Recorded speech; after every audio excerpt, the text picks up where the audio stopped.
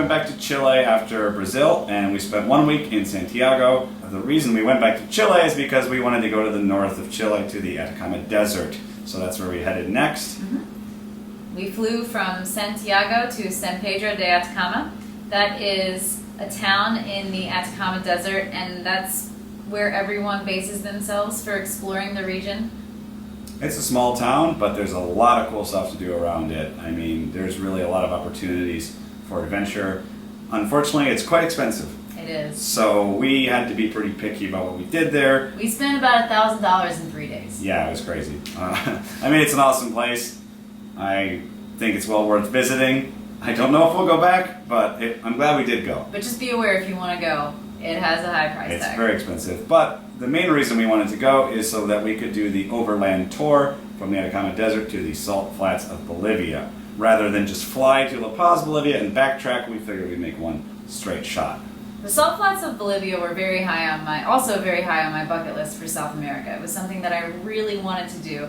And a lot of people said, well, if you're going to do it, you should do the overland tour from San Pedro de Atacama to the Salt Flats in Bolivia. I'll be honest, I thought we were just going to spend a lot of time sitting in a car just to get to the Salt Flats. I wasn't too thrilled on it until we got going, and on the first day we stopped at some crazy places like the Dali Desert. They call it that because it looks like a Salvador Dali painting. The Tree Rock. The Tree Rock. We saw some hot springs. truly otherworldly landscapes. It was amazing. Awesome. Anyway, we're going to have a video about the Atacama Desert to Salt Flat tour, so definitely keep an eye out for that.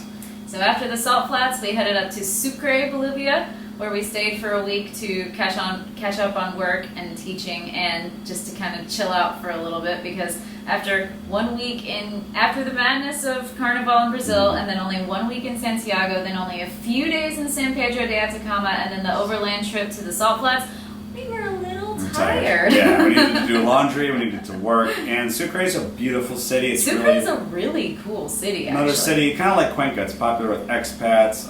Tourists come through and stay to study Spanish. It's affordable. It's pretty small and easy to navigate. It's the White City. It's the White City. Bolivia has 2 capitals, and Sucre is one of them, right? Yeah, Bolivia is confusing with that. There's an administrative capital and I don't know. Bolivia La has Paz 2. and Sucre are capitals. Yes, It's weird. Sucre is the 2nd capital city of Bolivia. I don't know how to explain that. Ask Wikipedia. But it's a really nice city. It's a fun fact. Another Airbnb experience that was awesome there. We had a huge 3-bedroom place to ourselves. Don't mind me, I just got off an all-night bus from Uyuni after seeing the Salt Flats, so I'm still covered in salt, kind of gross, but I'm going to give you a tour of our nice place in Sucre anyways. So, this place is way more than we need, but it has 2 separate workspaces so we can teach VIPKID. So we booked it. Here's the kitchen. There's a laundry room in there, which I'm pretty excited about. I'm weird, I like to do my own laundry. Yeah, laundry. This place is huge. Here is the living room / dining room. Nice. It's quite fancy. This furniture's really nice.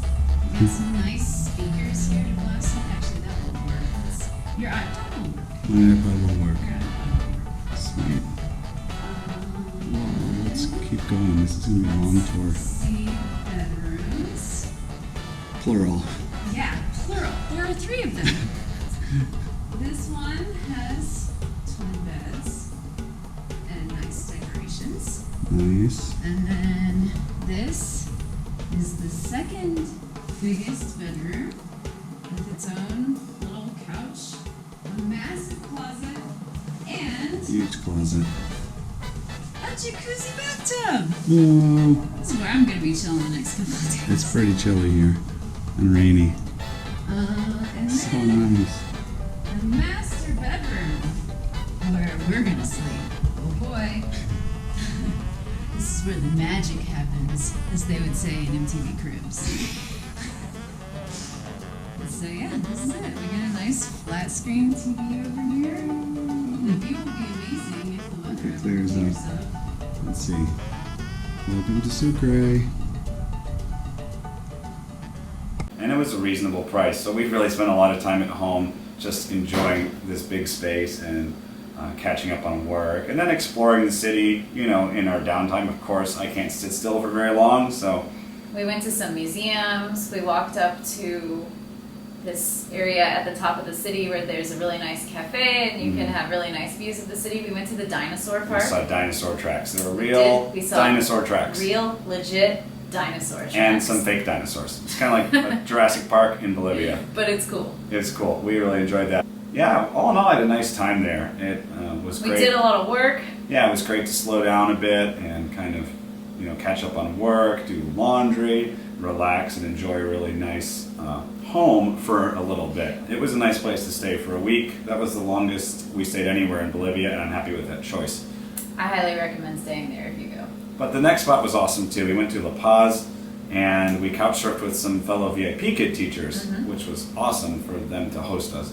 If you're going to go to La Paz, you need to prepare early for the elevation. It's about 4,000 meters in elevation. Sorry, American friends, I'm on meters now. Yeah, it's really high up there. Like Denver, you got nothing on La Paz. I'm sorry.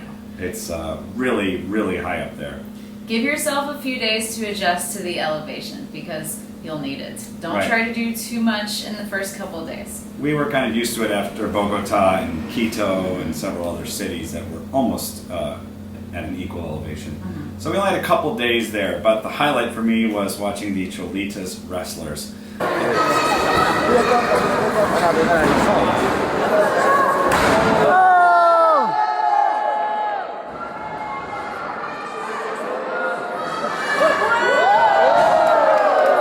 Okay, so Cholitas are these indigenous Bolivian women who wrestle with really long hair and long skirts, like WWE style, backflips off the ring apron and everything. It was so much fun. They've actually been endorsed by the WWE.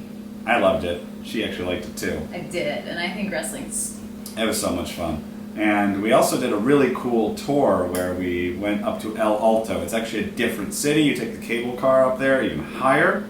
It's at an even higher elevation, and they have one of the largest open-air markets in South America. And that's the whole point of this walking tour, at least on the day that we did it. Right. We went to the market, and we just kind of walked around and checked it out. But They told us about native Bolivian myths.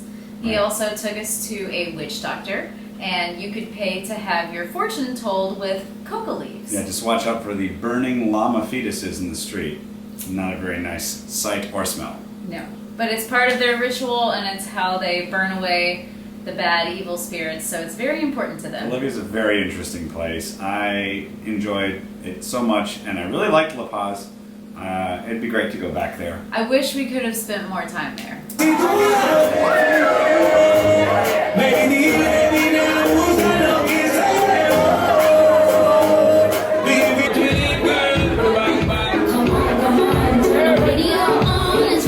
But at this point in the trip, we had to kind of get moving. And we're going to do the same in this video. So we're going to cruise through the end of our trip here.